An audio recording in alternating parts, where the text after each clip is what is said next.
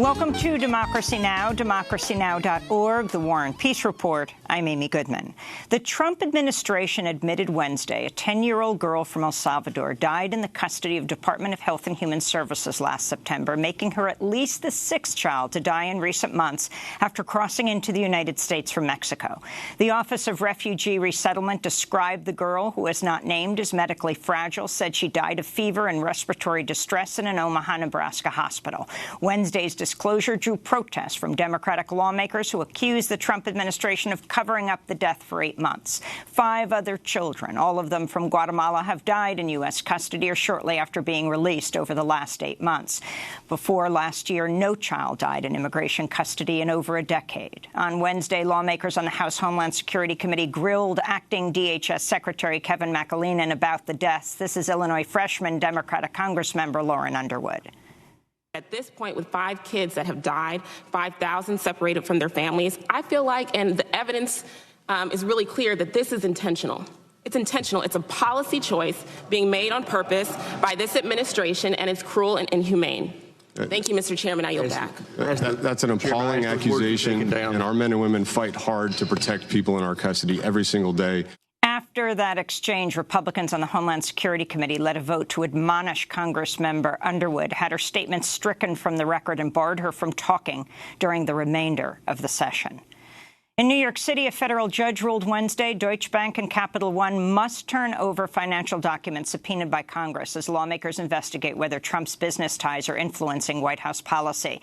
Deutsche Bank loaned over $2 billion to Trump for real estate deals over nearly 2 decades, even when other banks refused to do so. The decision came 2 days after a D.C. district judge upheld a subpoena ordering Trump's accounting firm to hand over 10 years of Trump's financial records.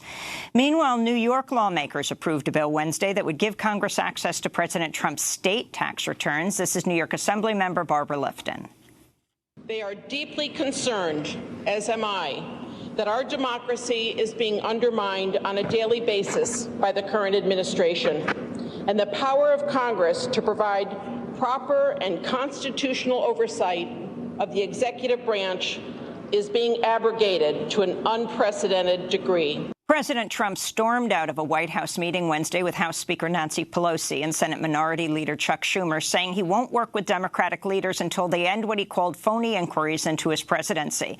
Trump's outburst came just hours after Pelosi accused him of engaging in a cover-up by resisting congressional subpoenas. We believe that no one is above the law, including the President of the United States, and we believe that the President of the United States is engaged in a cover-up. Trump cited Pelosi's comment as his reason for storming out of Wednesday's meeting. He spoke to reporters in the White House Rose Garden just after the confrontation. I don't do cover-ups. You people know that probably better than anybody.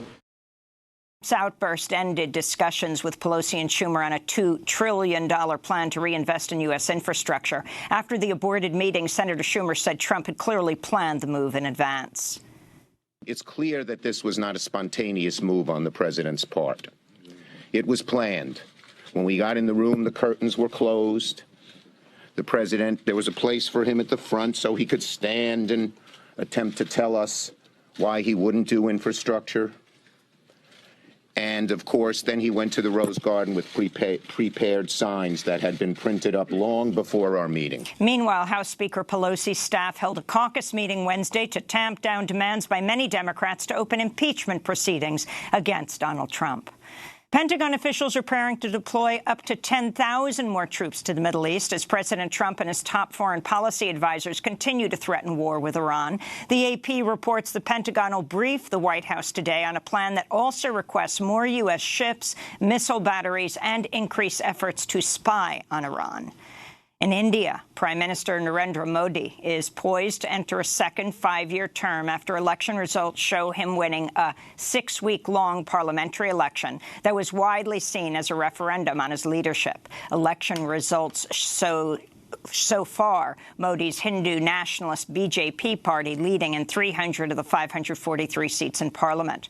If the trend holds, Modi will have an even greater majority than in 2014, when his party claimed the first outright majority in decades. We'll have more on Modi's apparent election victory in India later in the broadcast. In Missouri, severe storms tore through the capital, Jefferson City, overnight, spawning tornadoes that flattened buildings and damaged the state capitol building. Authorities reported at least 3 storm-related deaths across Missouri Wednesday. Meanwhile, there are forecasts for record-breaking high temperatures in the southeast, with highs of over 100 degrees Fahrenheit possible in an area stretching from Virginia to Alabama. The extreme weather is consistent with models of climate change.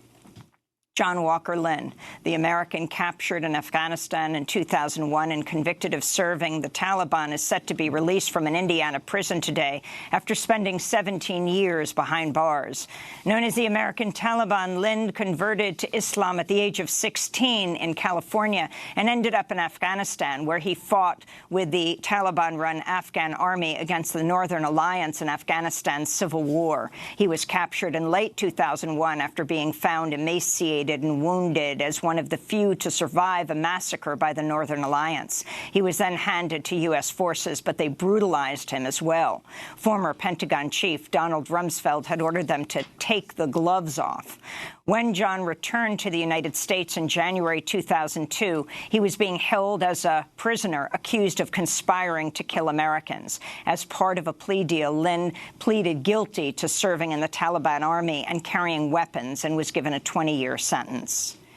And Treasury Secretary Steven Mnuchin said Wednesday plans to replace Andrew Jackson's portrait on the $20 bill with abolitionist leader, former slave Harriet Tubman, are on hold until at least 2026. Tubman would be the first woman in over a century and the first African-American to appear on a U.S. banknote. This is Massachusetts Democrat, freshman Congressmember Ayanna Pressley questioning Mnuchin on Wednesday. The American people understood the importance of representation on the banknotes of the world's most powerful economy. Do you support Harriet Tubman being on the $20 bill? I've made no decision as it relates to that, and that decision won't be made as I said, but there was a community process. There was a community process. Again, it's a decision of the Secretary of the Treasury. Right now, my decision is focused on security features. President Trump has cited Andrew Jackson as his favorite U.S. president. Jackson was a slaveholder who in 1830 signed the Indian Removal Act, which forced 16,000 Native Americans from their lands in what became known as the Trail of Tears. And those are some of the headlines. This is Democracy Now!, democracynow.org, The War and Peace Report. I'm Amy Goodman. And I'm Nermeen Sheikh. Welcome to our listeners and viewers around the country and around the world.